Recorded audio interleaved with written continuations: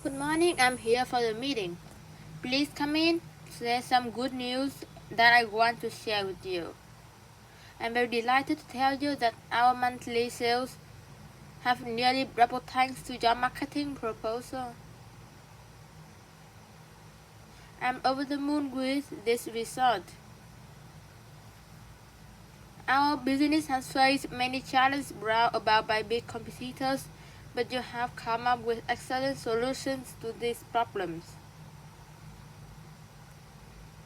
I'm very impressed with everything you have done so far. Therefore, I'm going to consider giving you a promotion and make you head of marketing department. Thank you for your compliments. Actually, I was a little nervous when presenting my proposal. I wasn't so optimistic, but I thought I should do my best anyway. Things turned out really well though, and I couldn't be happier. Howard isn't head of the marketing department, Mr. Carley. About him about about him Carly, I'm quite disappointed with his performance this month. We're all aware that the team has been going through a rough patch, but his recent behavior is unacceptable. He's lost focus, is constantly late, and never gets his work done on time.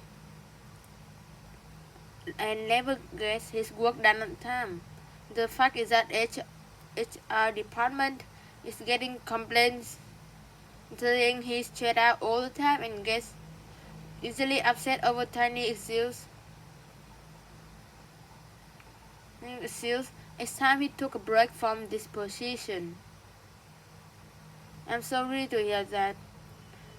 I think he's been feeling a bit depressed and acting a little strange because of his relationship problems.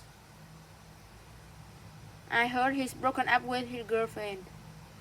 I see, but regardless of the problems he has in his personal life, it is still unprofessional to act this way in a work environment. I understand there's there's a problem with him. However, I don't believe my work is sufficient enough for a promotion just yet. I still have to learn a lot from Mr. Carly.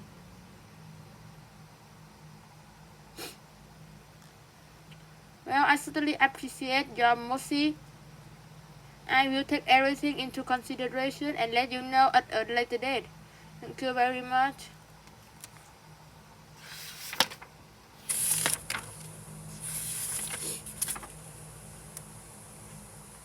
Oh my god, Lola, do you know what just happened with little James? James, Lucy, and Richardson? I have no idea. I was diagnosed with autism yesterday. The family pathologist told his parents James would have to take mood stabilizers for at least 2 years. For real? But he's only 7 years old. How is he supposed to cope with such a serious illness? And what about the side effects of his medication too? I've I heard drugs that treat mental illness often lead to long-term health problems. He might suffer a lot after 2 years of taking them. I'm with you, and so are his parents, but James left with no other choice. And you remember last week when he had a panic attack? He kept yelling and screaming for hours. It's heartbreaking to see such a sweet child suffering from a mental disorder. That poor little guy. Have Lucy and Richard consider trying some creative pear pies?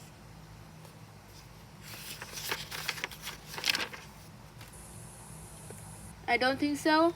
They're still in shock after hearing the news. I was told So the children doesn't want to believe that his son even has a mental illness and has decided to hire another psychiatrist to take a look at his son's case. I can understand his question. But Lucy and Richard have to stay strong for the child. James must be feeling quite vulnerable right now and he needs his parents to be there for him. I agree. Mental health is as important as physical health and we should underestimate it.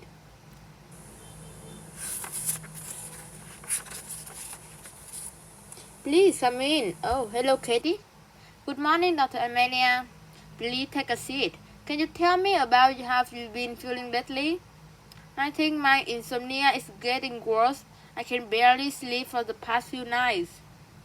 I see. You've been experiencing symptoms of insomnia for the past 2 years. Is that correct? Have you been feeling stressed recently? Yeah. I don't remember the last time I got a good night's sleep. I've been working a lot lately. So I think that's partly why I feel so stressed out. I also feel really fatigued every morning.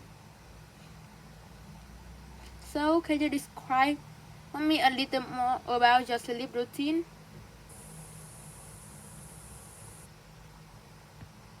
Okay, so I have trouble both falling and staying asleep. On average, I get less than 3 hours of sleep at each night. I wake up a lot at night and I usually stay awake for about an hour each time. When I wake up and definitely can't seem to get back to sleep for the rest of the night. It's usually around 2 a.m. I'm not satisfied with quality sleep I'm getting at all. I understand.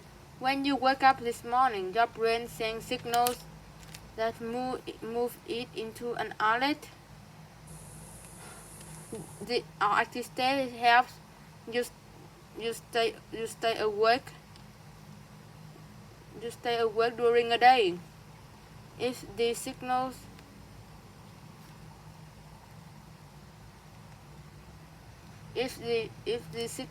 don't slow down at night, and you stay in an alert state, then your brain is believed to be in a position of overactivity. This means your work system is active and your sleep system can take over, which results in your insomnia. I see. I will write you out a prescription for something that will help you sleep. Please take this medicine daily and don't skip any meals. Avoid caffeine. Try to reduce your source of stress and relax your mind at night. Hello, Mr. Smith. How are you feeling today? You don't look your usual self. I woke up this morning feeling terrible and thought I better get down here right away. Let me check you out. Oh yeah, you have an ear infection. I'm going to prescribe you an antibiotic to help with this. I suggest you get the prescription filled out right away. These things tend to get worse the longer you have them. Leave them. Okay, doctor. Do you know if this medicine is going to make me drowsy? I don't want to be tired at work. Whatever that medicine you gave me last year made me feel really tired. I don't know what the active ingredient in that one was, but it could have put a horse to sleep.